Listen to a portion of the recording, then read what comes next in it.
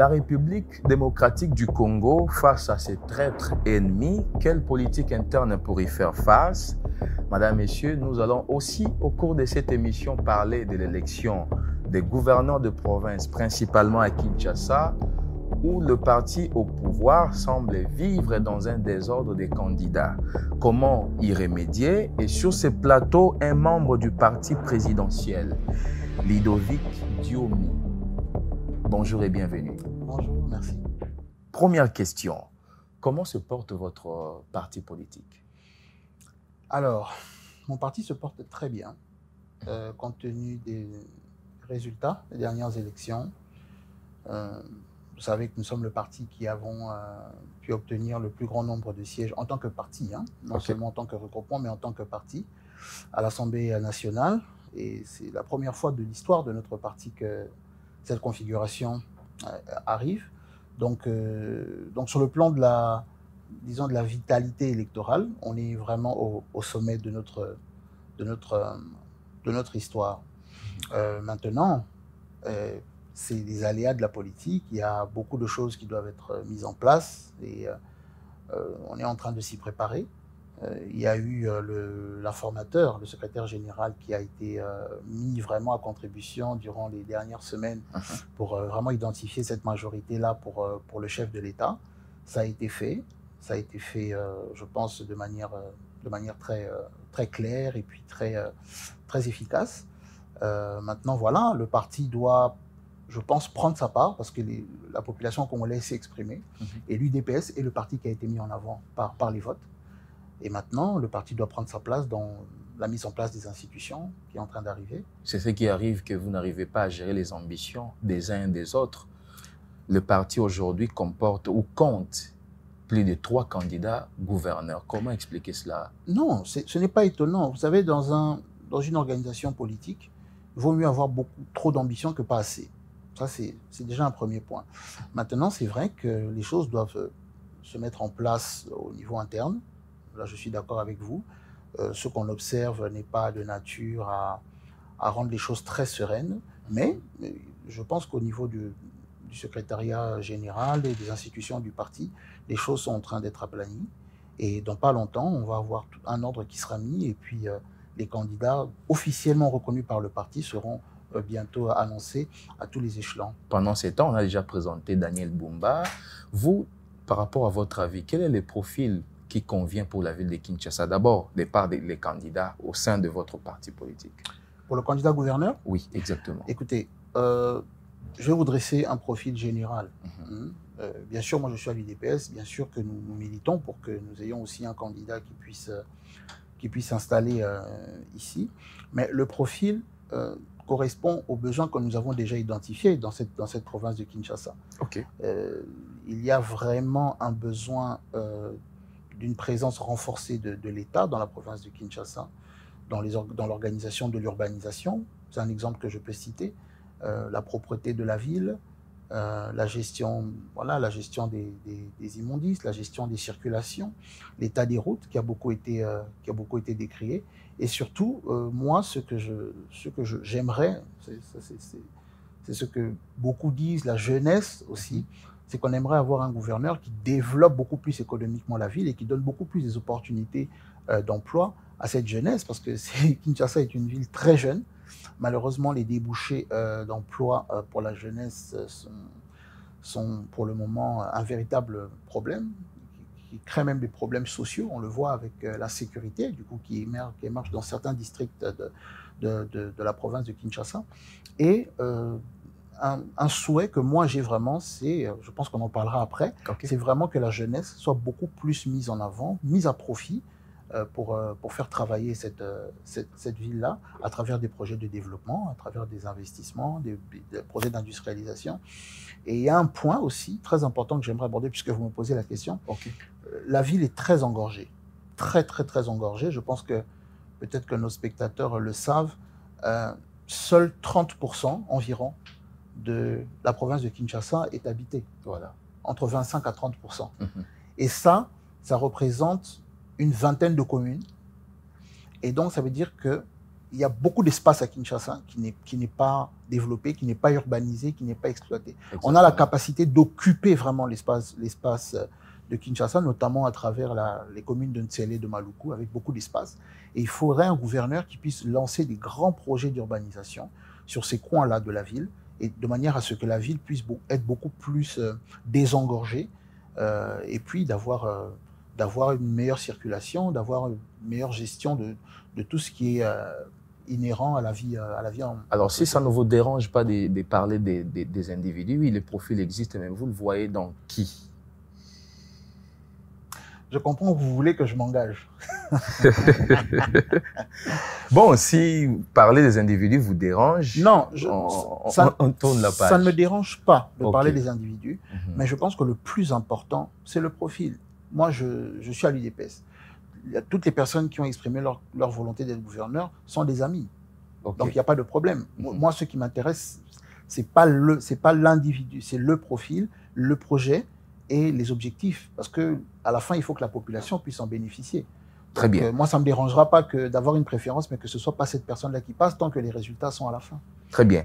Alors, toujours politique, le point de presse du secrétaire général signifie que sa mission d'informateur a pris fin. Puisqu'il a pris position, il a même dévoilé certains secrets devant la place publique. Déjà, vous, à votre niveau, comment vous appréciez son travail, le travail qu'il a fait en tant qu'informateur? Non, je pense qu'il faut reconnaître que ça a été fait correctement. Il a ouvert, disons, le jeu à tout le monde. Il a écouté tout le monde. Toutes les personnes qui sont venues ont été reçues. Les échanges ont été constructifs. Parce que vous savez, le chef de l'État, pendant sa campagne, a beaucoup mis l'accent sur l'unité du pays. Et je pense que nos honorables députés ont entendu ça. Notamment le discours que le chef de l'État a donné lors de son investiture. Il a beaucoup insisté sur le besoin d'unité de notre pays.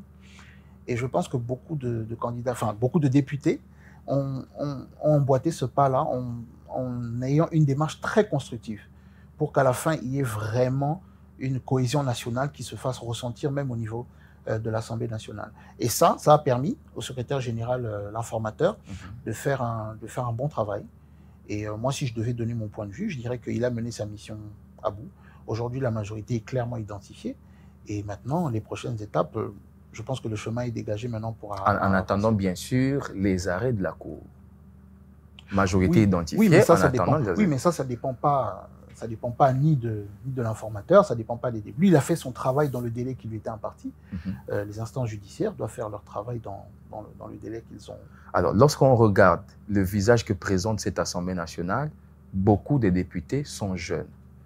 Cela signifie aussi que cette jeunesse a aussi un rôle très important à jouer dans les prochaines institutions. Absolument. Absolument. Mais écoutez, notre pays a 70% de sa population qui a moins de 35 ans. Vous voyez? Donc c'est... encore une fois, je pense que vous avez bien choisi le thème de votre émission parce que même durant ce quinquennat qui s'ouvre, le rôle de la jeunesse va être déterminant. Et moi, je suis content, je suis heureux de voir qu'effectivement, il y a eu un rajeunissement de l'Assemblée nationale qui a été constaté suite aux résultats qui sont arrivés. Maintenant, il ne suffit pas de dire que voilà, il y a une jeunesse qui commence à... Il faut aussi qu'elle soit engagée sur les bons chemins. Mais pourquoi on parle maintenant de moins en moins d'un Premier ministre jeune, par exemple? Non, tout est possible. Vous savez, écoutez, il y a deux réalités. Il y a la démarche politique que les uns et les autres sont en train de mener, et puis il y a la constitution du pays. La constitution, elle est claire. Le Premier ministre sera l'émanation de la majorité. La majorité a été constituée. Aujourd'hui, nous savons. Beaucoup vont d'ailleurs plus loin pour dire qu'il doit nécessairement sortir de l'UDPS, votre famille politique. Ce ne serait pas étonnant. C'est le parti numéro 1 du Parlement, de l'Assemblée nationale aujourd'hui. C'est le parti numéro 1.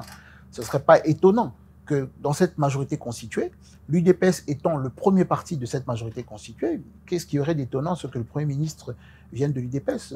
L'UDPS a déjà le président de la République qui est le fruit d'un travail fait par les leaders de chaque coin politique. Oui, mais qui ne sont pas nécessairement, qui n'ont pas été nécessairement de l'UDPS. Mais c'est comme ça c'est l'objectif d'une coalition. Écoutez, c'est l'objectif d'une coalition. Dans son discours du 6 décembre 2020, si mes souvenirs sont bons, qu'est-ce que le chef a dit? Le chef a dit, notre pays a besoin d'une union sacrée. Ça ne veut pas dire qu'il n'y a pas des opposants, ça ne veut pas dire qu'il n'y a pas des gens qui ne sont pas d'accord. Mais une union sacrée, ça veut dire quoi? Ça veut dire que l'UDPS est là, le président est issu de l'UDPS, mais tous les partis qui veulent constituer cette union sont bienvenus. On fait une coalition. Quand cette coalition est faite, le chef de l'État se présente aux dernières élections comme candidat indépendant pour être justement le candidat de cette union, de cette coalition politique. Là ça, c'est votre lecture, mais beaucoup diront que l'UDPS, au nom de cette union sacrée, a déjà le président de la République et que serait aussi sportif de céder la primature. Mais le président de la République n'a pas été candidat de l'UDPS en 2023. Vous le savez. Il n'était pas le candidat, il était le candidat de la coalition. Ça, c'est d'une part. Ça veut dire que pendant ces élections, un autre parti que l'UDPS pouvait avoir plus de députés.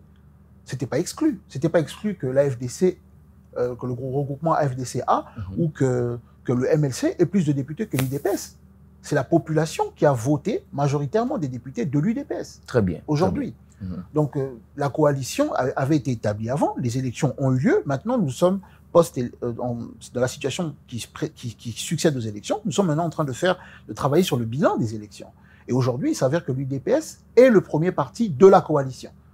Je ne trouve pas ça scandaleux que le Premier ministre soit également issu de l'UDPS. Le rôle de la jeunesse dans les prochaines institutions y était. On parle de moins en moins d'un Premier ministre jeune. Qu'est-ce qui explique alors que le visage de cette Assemblée nationale est essentiellement jeune? Non, comme vous l'avez dit, on parle d'eux. Oui, ce sont des commentaires, ce sont des observations. Il faut avoir un peu de patience pour voir, mais moi, je sais que le chef de l'État a la conviction de faire émerger cette jeunesse. Je n'ai pas encore la date exacte, mais l'année passée, en 2022, il y a eu une rencontre entre la jeunesse et le chef de l'État ici au Palais du Peuple. Je pense que vous vous souviendrez. Oui. Ça n'avait jamais été fait avant par les chefs d'État précédents, mais c'était une démarche qui était un message à la jeunesse. Le chef de l'État, aussi bien lui que les institutions que nous avons actuellement, ont besoin qu'une jeunesse puisse émerger pour prendre ses responsabilités. Et j'en profite pour lancer un message donc, à toute cette jeunesse consciente du fait que l'avenir du pays va être entre les mains de cette jeunesse-là, de s'engager, d'entrer dans la société civile, de faire de la politique, de s'engager pleinement dans leurs actions de manière citoyenne. Mais pour revenir à votre question, la jeunesse, c'est pas une qualité c'est une qualité, mais ça ne veut pas dire que ça répond à tout. Être jeune, c'est bien, mais il faut aussi avoir un profil, il faut aussi avoir une compétence, il faut aussi avoir de l'expérience, il faut aussi avoir... Il y a beaucoup de qualités pour être Premier ministre. La jeunesse n'est qu'une des qualités, mais moi, j'aimerais bien qu'il y ait un Premier ministre jeune, mais bon. Très bien. Alors, les défis de ce nouveau quinquennat, c'est principalement la sécurité dans l'Est, ou je dirais notamment la sécurité dans l'Est. La politique interne compte beaucoup plus. Fayulu tend la main au chef de l'État pour demander un dialogue, qu'on se mette autour d'une table pour résoudre cette question de la sécurité. Mais apparemment, ça ne fait pas large écho au sein de la famille politique du chef de l'État. Aucune réponse jusque-là. Moi, je sais que Félix Tshisekedi a toujours été prompt au dialogue. D'ailleurs, lors du début de son premier mandat, il a dialogué, il a constitué une majorité avec l'ancien régime qui étaient des adversaires politiques. Donc je pense que sa capacité à entamer un dialogue, à écouter tous les avis pour prendre la meilleure décision pour le bien du pays, cette capacité n'est pas à remettre en cause. Maintenant, aujourd'hui, on ne peut pas dire que la famille politique du chef de l'État ne veut pas dialoguer parce que Fayulu a tendu sa main. Il y a eu des élections. Il ne faut pas oublier ça. Il y a eu des élections. Martin Fayulu était candidat. Et il a fait le score qu'on nous avons vu. Donc la population s'est exprimée à ce sujet-là. Donc aujourd'hui, il peut bien faire la démarche d'être constructif, c'est pas mauvais, mais ça sera pris en compte, comme ça doit être pris en compte. Donc, le poids politique qui est le sien aujourd'hui, il est connu. Je crois que le candidat Fayoulou a fait 2 ou 3%, je n'ai pas le chiffre en tête, mais je crois que c'est moins de 5% aux élections. Son poids politique sur le plan national, il est connu aujourd'hui. La population a dit ce qu'elle pensait de Martin Fayoulou et de ses initiatives et de ses démarches et des propositions qu'il a. On sait ce que ça vaut électoralement. Donc aujourd'hui, je ne peux pas exclure que le chef de l'État puisse écouter, puisse ouvrir une discussion, parce que lui, il est patriote. Martin Fayoulou est congolais, c'est un frère congolais comme nous. Tous les avis comptent, mais on ne peut pas aujourd'hui essayer de reprocher au chef de l'État ou à sa famille de ne pas de prendre Martin Fayoulou dans la mesure qui est la sienne. Ou de ne pas directement prendre la main de Martin Fayoulou pour ce dialogue-là. Pour le moment, il s'agit de l'intérêt supérieur de la nation. Là, on n'a pas de couleur politique. Il faut, selon certains acteurs politiques, dialoguer pour trouver la solution concernant la situation sécuritaire dans l'Est. C'est pour ça que j'ai dit que je n'exclus pas. Je répète encore que je connais la capacité d'écoute du chef de l'État et je n'exclus pas qu'il puisse y avoir un dialogue, des échanges, mais j'insiste sur le fait qu'il ne faut pas reprocher aujourd'hui que Fayoulou n'est pas pris en compte, etc. Nous savons le poids électoral qu'il a eu aux élections et c'est une réalité. C'est une réalité. Très bien. Donc, alors, la diplomatie. Ceux qui sont au Parlement sont là pour ça. La diplomatie du chef de l'État pour permettre à nos compatriotes de l'Est de fumer les calumet de la paix, jusqu'où? Moi, je pense que tant qu'on aime la paix, tant qu'on veut la paix, je pense qu'il faut aller avec la diplomatie jusqu'au terme de la logique diplomatique. Aujourd'hui, nous avons des pays, des grandes nations de ce monde ici, comme les États-Unis, comme la France, comme la Belgique, comme l'Angleterre, qui ont déjà condamné fermement le soutien du Rwanda aux rebelles terroristes du M23 à l'est de notre pays. Et ça, je pense qu'on ne le dit pas assez, mais c'est un résultat du travail diplomatique qui est fait par l'équipe gouvernementale proche du chef de l'État. C'est déjà un premier pas qui a été fait. Aujourd'hui, et ça n'a pas été facile parce que vous savez, notre pays connaît les troupes qu'il connaît à l'Est depuis tant d'années. Et pour arriver à emmener la communication internationale sur ce pivot-là, sur cet axe-là, maintenant les yeux pointés vers celui que nous avons toujours tenu pour responsable, qui est le gouvernement rwandais. C'était un travail diplomatique qui a été fait. Mais il ne s'arrête que dans les différents communiqués sans une action coercitive. Non, mais c'est un premier pas. C'est un premier pas. Vous voyez, il ne peut pas y avoir une action coercitive sans qu'il y ait ce processus-là qui ait déjà été fait auparavant, même au niveau des Nations Unies. Avant qu'on arrive à une résolution des Nations Unies, il faut d'abord que diplomatiquement parlant, les pays se positionnent. Ce n'était pas le cas avant. Il faut le reconnaître, ce n'était pas le cas avant. Est-ce que vous pensez que cette diplomatie a pu ramener quelque chose en termes de tranquillité de ceux qui vivent dans l'Est? Non, mais ça, ce n'est pas de notre fait. Vous voyez, quand vous êtes victime d'une agression, on sait aujourd'hui que le M23, je vais prendre par exemple l'exemple de Bunagana. On sait que le M23 se réveille en tant que groupe rebelle, donc rebelle du gouvernement congolais, prend la cité de Bunagana. Quelque part, toutes les populations qui sont à Bunagana sont prises en otage par le M23. C'est une situation que je suis en train de dresser. Aujourd'hui, notre gouvernement est en train de faire une démarche, d'abord diplomatique, mais cette démarche diplomatique, et je suis d'accord avec vous, a une fin. Cette logique a une fin.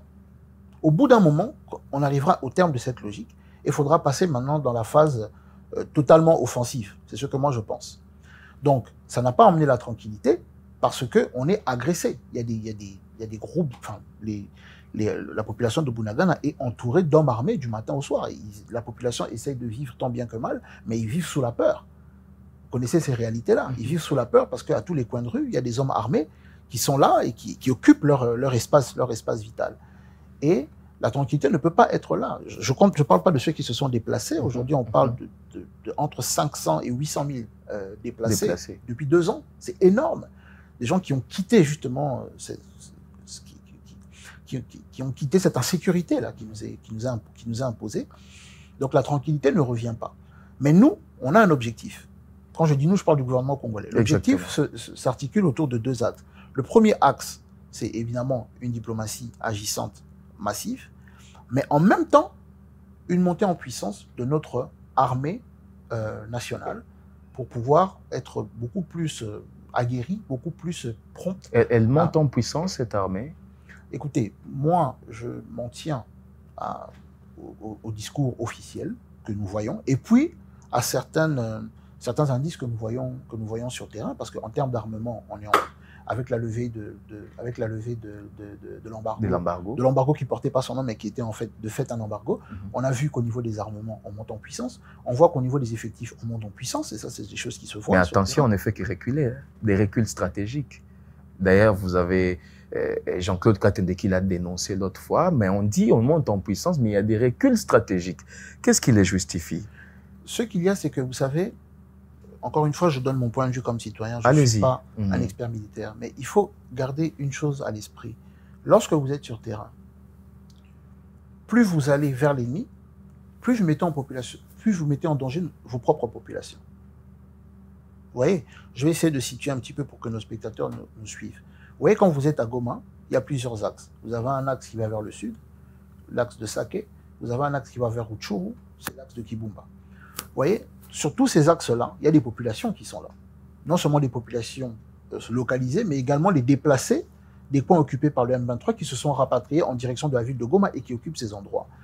Lorsque vous allez frontalement au front pour vous affronter avec l'ennemi, plus vous y allez avec agressivité, avec armes lourdes, plus vous mettez en péril vos propres populations. Parce que quand l'ennemi va rétorquer, il rétorque là où les gens sont localisés. Surtout que vous n'êtes pas en état de guerre. Non, mais on est en état de défense. On doit protéger nos populations. Donc, si vous voulez, il y a des fronts qui se sont fixés où on maintient des positions. On ne recule pas. Il ne faut pas dire qu'il y a un recul stratégique. On maintient des positions parce qu'on veut protéger nos populations. Et maintenant, pour aller reconquérir les terrains qui sont occupés, là maintenant, comme je l'ai dit, ça s'articule autour de 2 choses. Il faut être très bien aguerri, très prêt. Et en même temps, il faut qu'au niveau international, on puisse avoir vraiment épuiser, disons, toutes les démarches diplomatiques. D'ailleurs, je le dis, en attendant, c'est pour ça aussi que les forces de la SADC viennent en appui.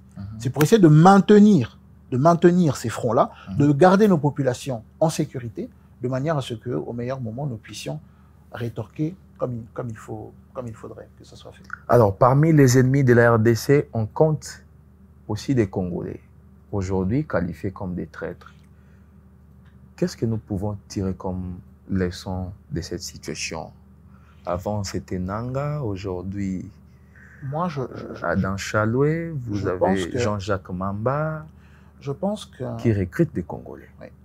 Je pense que la racine de ce mal, des traîtres qui sont à l'intérieur de notre camp, remonte déjà aux accords de Sun City. Vous voyez, aux accords de Sun City, lorsque vous dites, voilà, tous les belligérants se mettent d'accord pour arrêter les hostilités.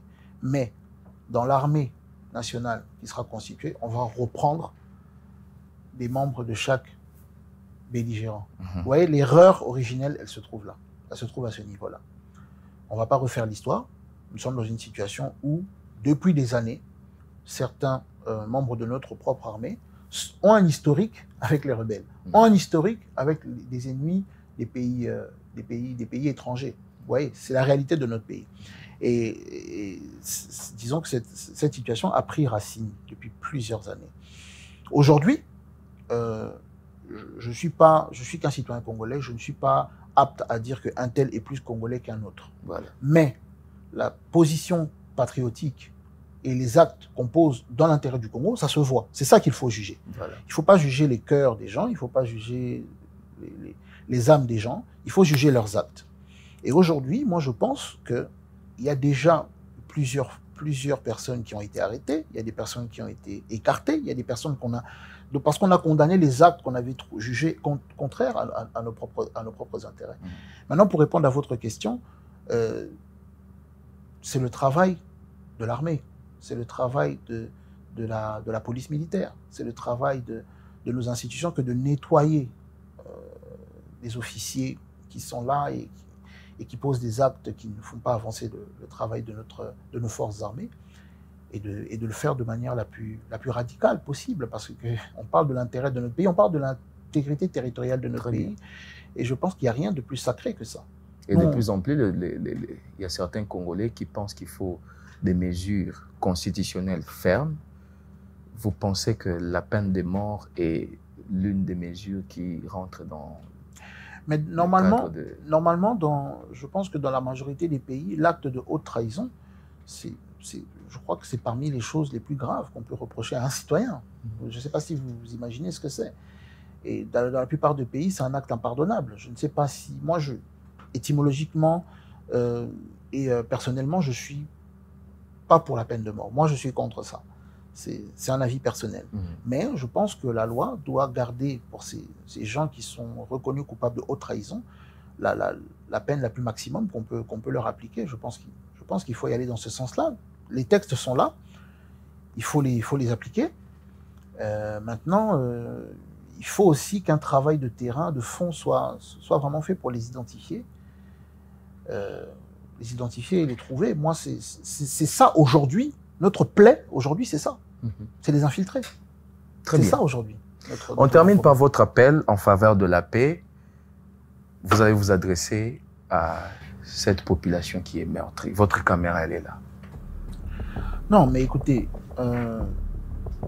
aujourd'hui, je pense que être silencieux face à la situation actuelle, c'est être complice. Moi, je me félicite notamment de ceux qu'ont voulu exprimer nos joueurs de la sélection nationale pendant la Coupe d'Afrique lorsqu'ils ont fait ce signe-là. Silence, on tue. Je pense que c'était un signal fort envoyé non seulement à la jeunesse, mais aussi à toute la population, à la diaspora congolaise, à nos frères dans tous les coins de la RDC. Nos frères qui sont à Chikapa, qui sont à Guadolite ou qui sont à Kolwezi ou à Lodja. Tout le monde, les Congolais, doivent se sentir concernés par ce qui se passe là-bas. Ils doivent prendre à bras-le-corps ce problème et doivent exprimer leur mécontentement, doivent en parler, doivent emmener cette question en avant parce que c'est quelque chose qui concerne tout notre pays. La situation au Nord Kivu met en péril l'avenir de notre pays. Et moi, je pense que l'appel que je lancerai, c'est un appel de sensibilisation et de conscientisation. Je pense que tous les Congolais doivent conscientiser cette question aujourd'hui.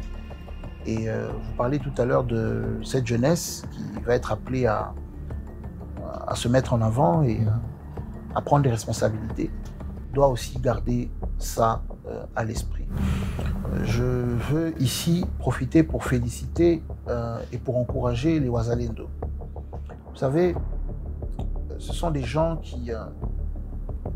qui mettent leur vie en jeu pour défendre leur terre. Et aujourd'hui, moi, j'ai beaucoup d'admiration et de respect pour eux, pour ce qu'ils font. Même si ils le font de manière ils le font avec les moyens qu'ils ont. Ils ont besoin de coordination, ils ont besoin de soutien, ils ont besoin d'appui. Mais l'idée, le message qu'ils ont lancé à toute la population en s'engageant comme ça, c'est ça. C'est de dire que la seule chose qui nous permet à nous tous de dire notre pays, vous savez qu'on dit notre, c'est un symbole d'appartenance, c'est-à-dire que ça m'appartient. Très bien. La seule chose qui nous donne le droit de dire que c'est notre pays, c'est quand on est disposé à le défendre. Si la plupart des Congolais sont là et observent la situation sans se sentir concernés, ils n'ont pas le droit de dire que c'est leur pays. Quelqu'un qui est à Matadi a le droit de dire que Rutshuru, c'est chez lui, parce qu'il est disposé à défendre Rutshuru. Et je ne dis pas qu'il faut aller forcément sur le front, mais déjà le fait de se taire, le fait de passer ça sous silence, le fait de vivre au jour le jour, comme si tous les morts qu'il y avait là-bas, c'était la routine et que c'était normal. Non. Je pense que c'est le moment que la population prenne réellement conscience de ce qui se passe et conscientise cela. Merci beaucoup, Monsieur Ludovic Diomi, d'avoir accepté notre invitation. Vous avez des avis qui sont non seulement clairs, mais aussi pertinents. Merci beaucoup. Merci à vous. Madame, Messieurs, merci à vous également de nous avoir suivis. Nous ne pouvons que souhaiter la paix pour nos compatriotes qui sont dans l'Est de la RDC. Merci.